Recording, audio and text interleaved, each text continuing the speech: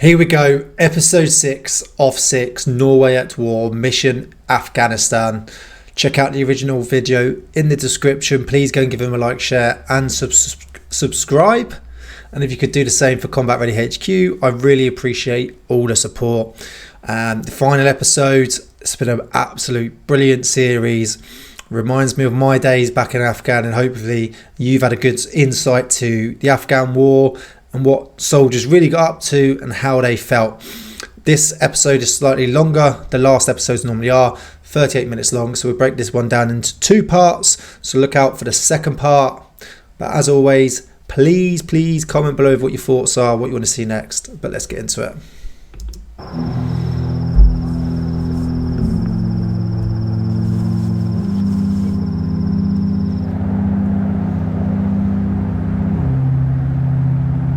Oh, there's a half-raised American flag there, so it looks like someone has sadly lost their life. Yeah. Today, one of our patrols was on a combat security patrol in Kesar. They were struck by an IED, an improvised explosive device, which killed one of our soldiers. Today, we're doing a ceremony to send his remains home to his family and home to the United States. Help! Help! Help! Help! Help! Help! Help! Thank you for being here today. I want to thank the Norwegians for helping us out so much. Lord, we started out so bravely, and now we feel like we're sinking.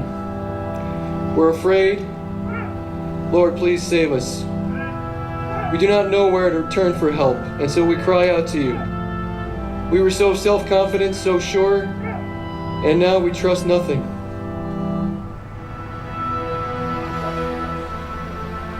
از طرف کلگی شما، از طرف مردم فاریاب برشان تسلیت میگیم و ابراز همدردی میکنیم.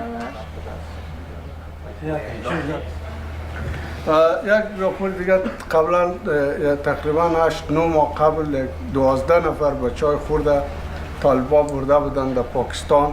اینا را کلا ترنگ انتحاری داده پس آورده، فعلا در فاریاب آورده. موقع که ما معلومات دارم، ولی چون از 4-5 منبع دولتی و طالبی برای ما رسیده، یکی زیر در جان ما تیز کده مانده در ناموسا. دیگرایشان هم برای هر مسئولین و هر کس یک دانه آماده شده برداقی که واسه هر کی در نوبت. وکیل شورای ولایتی مردم ها گفته که در مقابل یا باید دیستا شاییم یا ما رو میکشه یا که بالاخره دولت همکاری بکنیم. ورق نوشته که همین دقیقه منیمی ورق ما ایترا می آمدیم گفتن در جلسه امنیت دولت همکاری بکنیم. Just another threat that's out there. There's so many ways that the Taliban go at you, and suicide bombers is another one. And sadly, a lot of the time they recruited women and children. Once again, it's very difficult to know who they are because of the clothing they wear. They blend in. The vests can be hidden unless you can tell by someone's body language.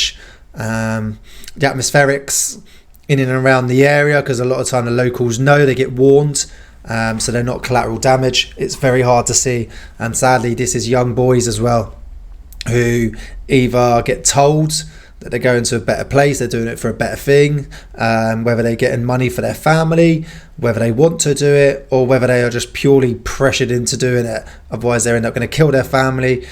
Either way, it's a very sad way to go, but it was just another threat out there.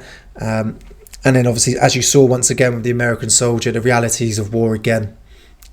It happened so regularly that so many soldiers were killed in the war of Afghanistan. So many.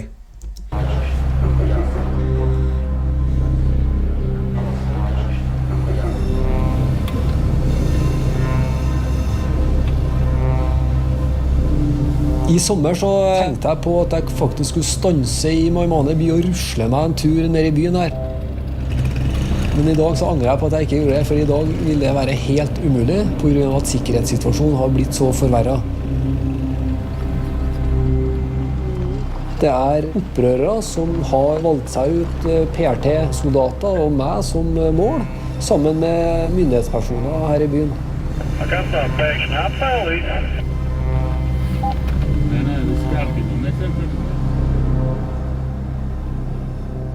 I remember those views very well, standing there on Stag looking out.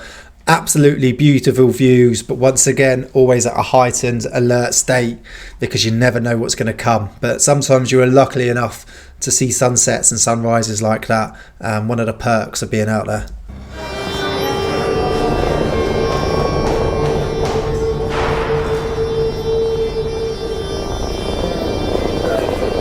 So, but this isn't looking good, is it?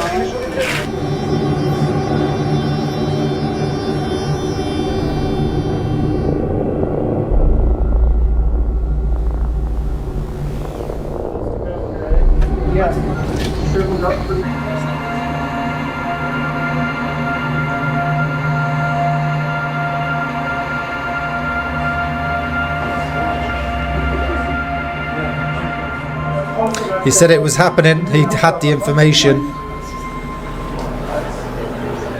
You know, he warned him. ما در خانه بودیم از خانه طرف بازار اینجا جمعه بازار بود اونجا در جمعه بازار رفتیم از بازار موتر استاد موتر تا شدیم اونجا یک تعداد دوستا بود قوم همطور مرا دید در دست در نفر چهارم دست ما رسید انفجار کرد در 2 متری ما انفجار کرد.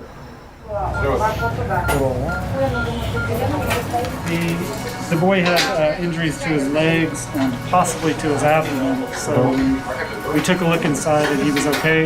He has some injuries on his back also. He does.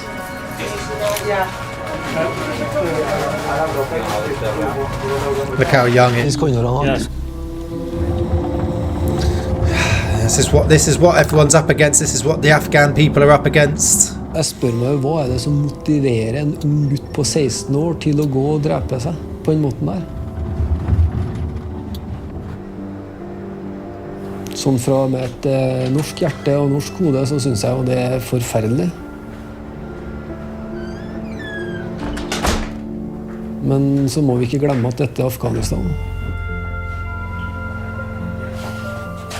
Og at det er sånn de tenker og handler her nede.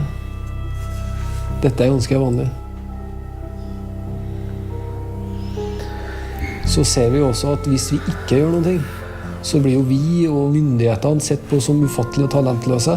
Så her i Afghanistan så handler det om å vise seg å være den sterkeste gutten i gata.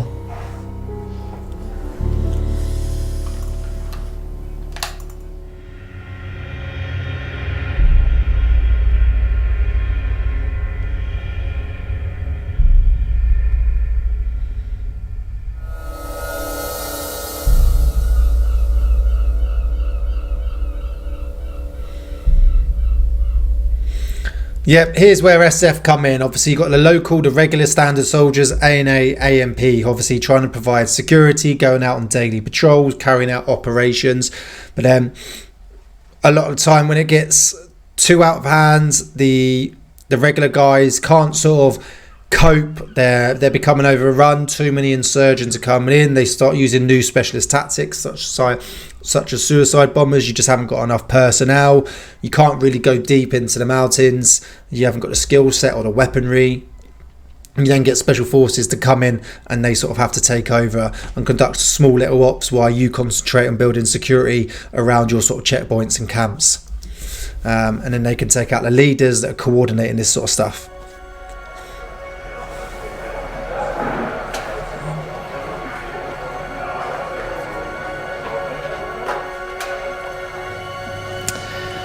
Okay.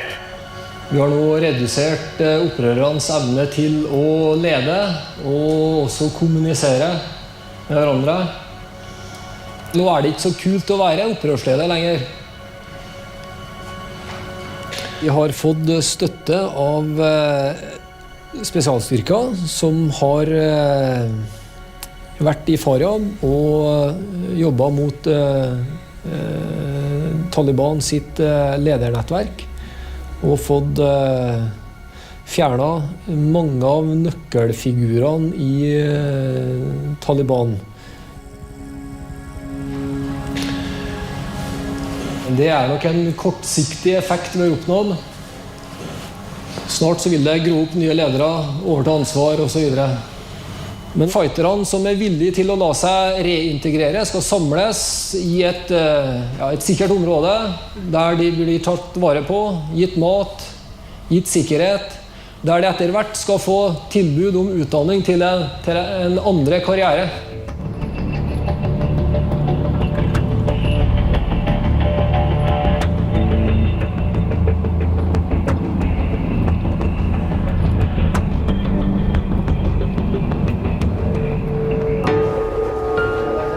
Should I leave my shoes? Nej. Salam. Salam.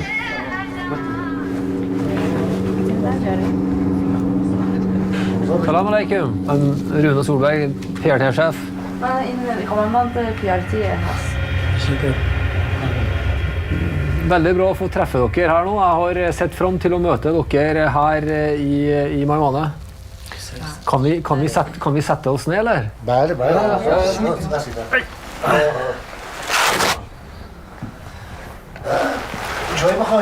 Vil du ha te? Takk så godt. So he's taking his body armor off there. You're in a secure area, so you're able to take that off, and you want to be as friendly and open as possible. If you sit there full kitted up, less chance they're going to open up to you. So if you're able to and it's safe to do so, take your helmet off, take your body armor off, take your glasses off, okay? Be open and as friendly as possible.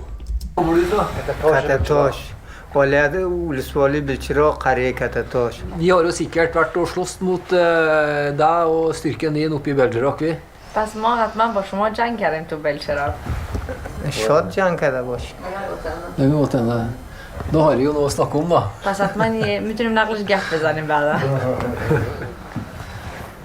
Du pashtun her? شما پشتون هستی؟ پشتو هستیم پشتون. Hva gjorde du da før du overga deg til provinsmyndighetene? ولی در قات طالبان بودیم دیگه، قات طالبان بودیم، کدام عکس العملی با دولت افغانستان نداشتیم و هیچ کدام چیزی نداشتیم. قات طالبان بودیم دیگه، قات طالبان یک گروه مستقلی داشتیم علیه دولت و علیه خارجان می جنگیدیم. Ja, men dette forstår jeg ikke helt, fordi hva var det med staten som gjorde at du fikk så dårlig forhold til de afghanske myndighetene? شما حالی هم شاید هم در جریان باشیم در ولسوالی قرماج بسیار یک آلت برهانی دارد، یعنی یک آلت شدید، آلت خراب، اداره خراب، اداره فاسد از طریق پلیس. Men husk på da at det har vært krig i Afghanistan i 30 år, og det ikke bare å knipse i fingrene og tro at alt skal bli så mye bedre i løpet av kort tid. خوردن آب شیرین نداریم، آب شور است. ما مردم دولت وعده کرده بود در شما چا میکنیم، مکتب نداریم، کلینیک نداریم، یک مریض شویم از همونجا ما با 5 ساعت در سرک در خط میاییم باز در موتر نزدیک میشیم. Ja, hva tror du selv nå om framtida til Afghanistan? والا نظر ما بسیار در آینده افغانستان خوب نیست، چون که امنیت روز به روز خراب می شود، پیشرفت‌ها کم می شود و هرچی امنیت که از خراب می شود و از این خاطر روز به روز خراب می شود دیگه. ما چندان عقیده خوبی ندارم بر آینده دولت. Okay. Men jeg tror det viktig å ha et håp, altså. Å ha trua på framtida.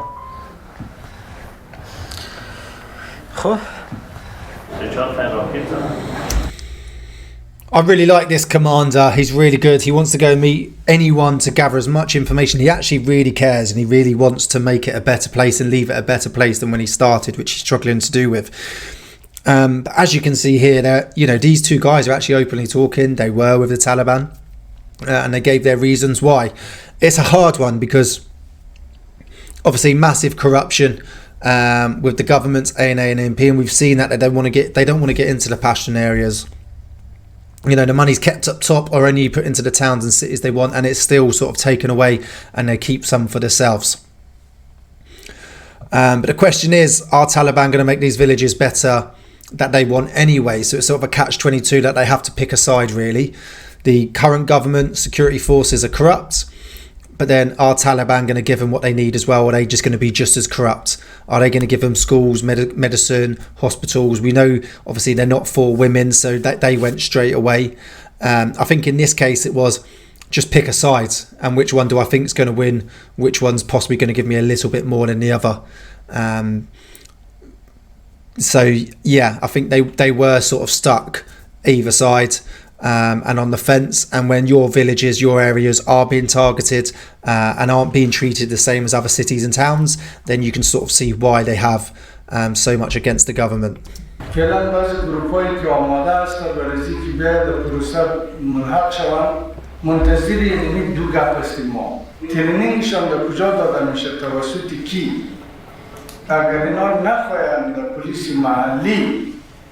This is an Afghan program led by the Afghans, not by the international forces.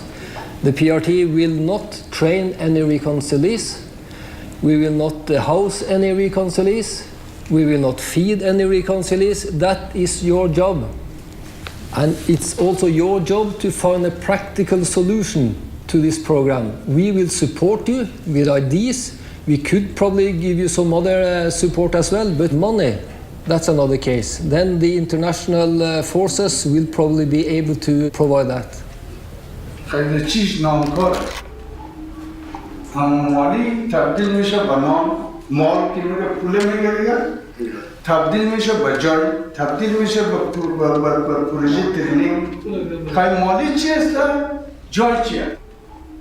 But we will never be able to organize this. The organization will be conducted by you.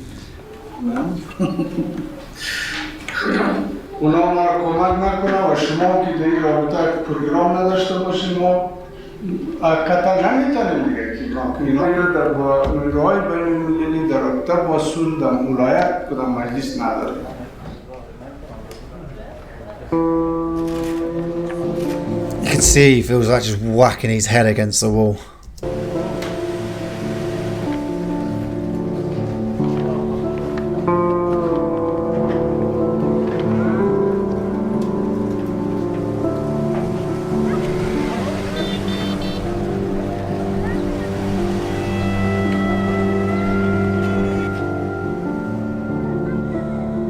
Nå ble jeg litt irritert da. Vi er vant til at vi fikser ting for dem, og nå må de fikse selv. Og dette her er den viktigste prosessen som nå starter og kommer til å gå i Afghanistan i flere år fremover. Og det er ikke vi som skal ordne denne prosessen for dem. De praktiske tiltakene må de fikse selv.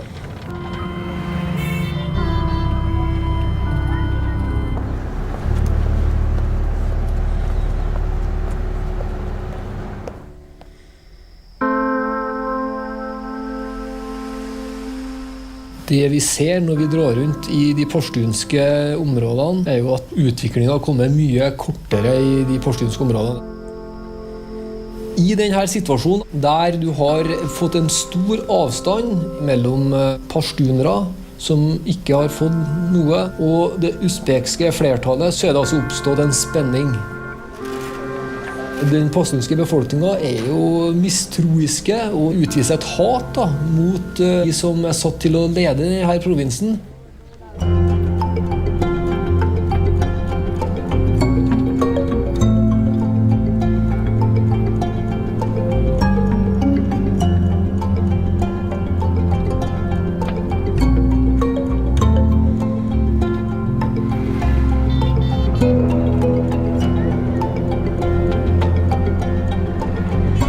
This commander does not give up, Solberg. Vi skal nok komme oss inn til Gabdo, men å få med seg ANSF, afghanske sikkerhetsstyrkene, er jo ikke sikkert. Salam alaikum. How are you? Good afternoon. How are you? Yeah, thanks, I'm fine. Fine, thanks. With you? How are you? You speak a little bit English? Yes, I little speak English. I do not actually need an interpreter then. No. I'm Pashtun. Are you Pashtun? Yes. Neymanı. Ya, Galvala. Dushanbe, Yakshanbe, Malama. We can go either on Sunday or on Monday, so it's okay. Yeah. Start on Sunday or Monday. Okay, that's fine. Now I'm ready. You're ready. Very good. Very good. Okay. See you then. Ok. Det er jo viktig nå at vi får de soldatene fra brigaden din og kanskje støtta med PRT-enheter ut i dalføret her. دیگه دره بمبار نکنه 4 اطراف دره که همین طالبایی که میگریزه او را با سلاح و تفنگ دیدن او را بمبار میکنه او را میکشه. Just bomb. Ja, det kan vi sikkert gjøre. Jeg tror jo når vi rykker fram med en så stor styrke her, da, så vil det kanskje ikke være igjen veldig mange talibanere i det området når vi kommer fram. Vi har nok litt forskjellig filosofi her. Det som skjer da, når du står igjen der, så vil jeg ha en min opps da, kan du si. Står jeg der, og så drar jeg ut, og har sammen til min opps. It's not even paying attention.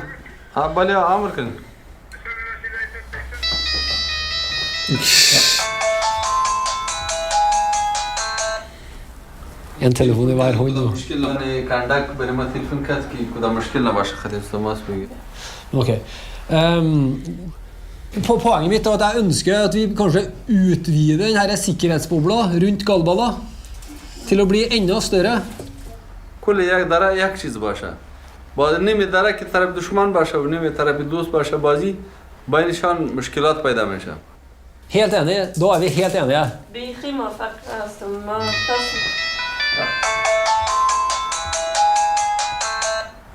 سایس روح خانه شد پاس زنگ زده خب چیزی که خونه است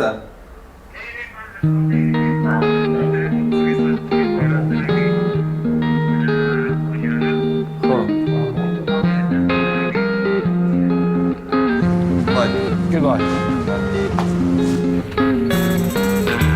The operation or the planning is ongoing, and we will start the operation towards Almar on Friday to move into the Pashtun areas.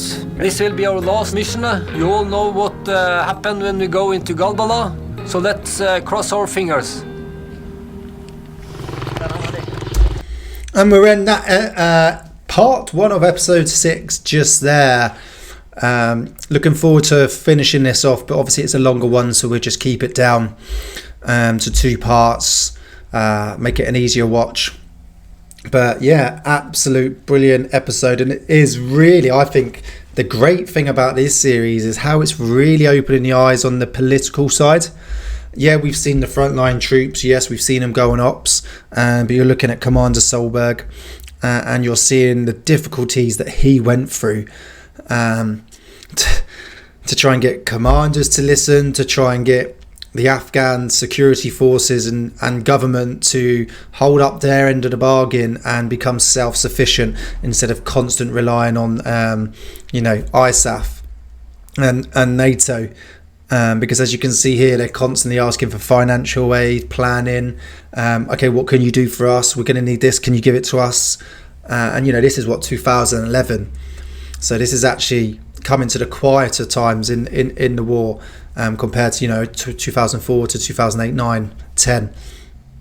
And they still weren't able to sort of plan and do these stuff themselves. They're still constantly asking for stuff. It was like that when I was in there in 2012.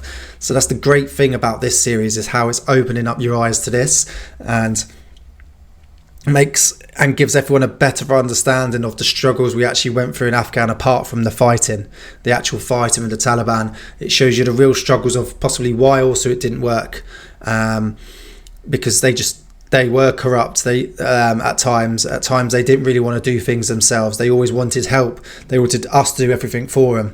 So part 2 coming next. Thanks for watching.